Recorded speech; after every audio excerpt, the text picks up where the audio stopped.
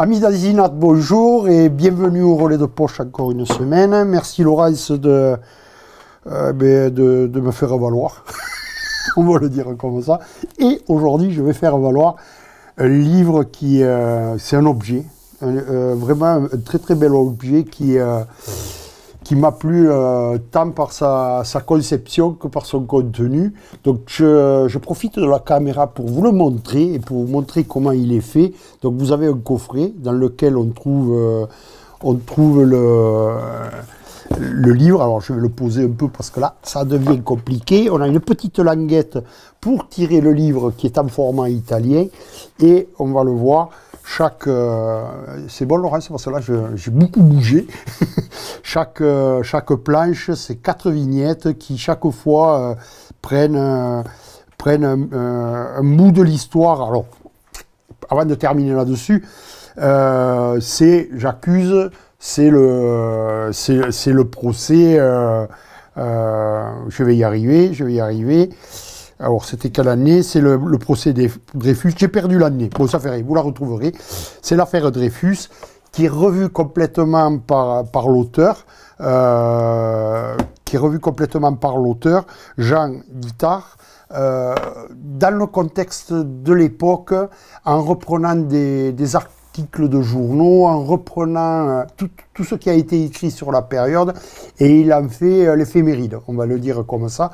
C'est super bien foutu. Moi qui connais assez bien l'affaire Dreyfus, j'étais bluffé pas tant que j'ai appris des choses, mais par l'évolution de la pensée que certaines personnes ont pu avoir à cette période-là, de cette affaire-là. Et pour n'en citer qu'un, puisque Zola, qui au début s'en foutait complètement, il le regardait d'un peu de loin et qui petit à petit, par exemple, s'est inclus dans cette affaire jusqu'à en devenir un peu le porte-parole, et comment il en a été un peu éjecté aussi à un moment, parce que quand on regarde ce qui se passe à cette période-là, la violence politique qu'il pouvait y avoir à cette époque-là, et même des bagarres qu'il y a eu à l'intérieur, bagarres physiques à l'intérieur de l'Assemblée nationale, on se dit qu'aujourd'hui ils sont bien mignons, et dès qu'il y en a un qui pousse un cri trop haut, ben, tout le monde s'offusque. Bon, on voit qu'il y a eu d'autres pratiques. Je ne dis pas qu'elles étaient mieux ou qu'elles sont mieux aujourd'hui, mais bon, voilà, c'est pour relativiser tout ça. Et donc, pour continuer là-dessus, je vais me lever, comme ça tu ne vas pas bouger la caméra. Il y a aussi des reproductions de journaux de l'époque qui permettent un peu de vraiment restituer les choses. Et à certains moments, je sais pas si... Voilà.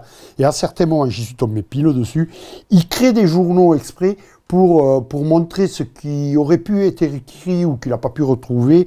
Il a créé les journaux pour essayer de restituer aussi la mentalité de l'époque.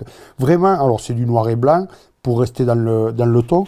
Et en même temps, si vous regardez bien, tout se passe, je vais essayer de vous le prendre dès le départ parce que tout se passe à travers un ordinateur. C'est-à-dire, il ouvre son fichier, il a le fichier j'accuse, et là, on bascule à partir de là dans son dossier informatique et on déroule chaque fois avec le dossier qui est rappelé, les pages qui sont mentionnées.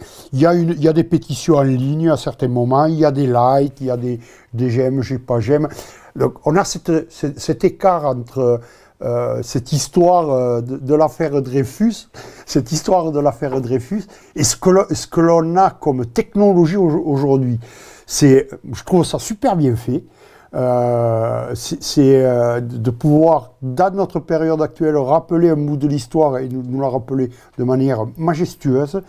Enfin voilà, j'ai quelque chose qui m'a beaucoup plu, que je recommande beaucoup à mes clients et avec qui je pense que c'est un objet qui, pour les fêtes de fin d'année, devrait plaire à ceux qui s'intéressent à l'histoire, tout au moins, et à la BD.